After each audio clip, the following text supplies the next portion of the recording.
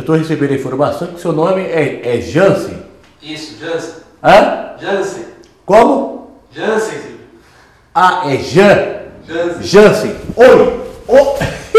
Pode deixar. Tá vendo, Jansen? Fui caçoar de você, entrei bem, hein?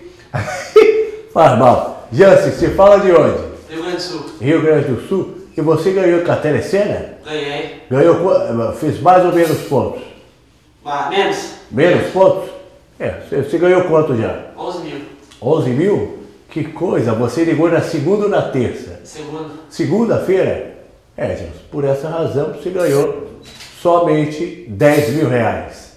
Ok, gente?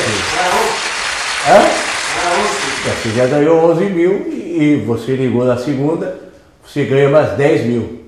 Aí. Ok? Você sai daqui com 21 mil. Aí. Tá bom, aí, muito bem. Depois do meu tomo, você se diverte aí, né? Tchau, Jansen. Feliz Natal. Tchau. E agora? Você vai levantar? Aqui também, eu vou ficar aqui, entendeu?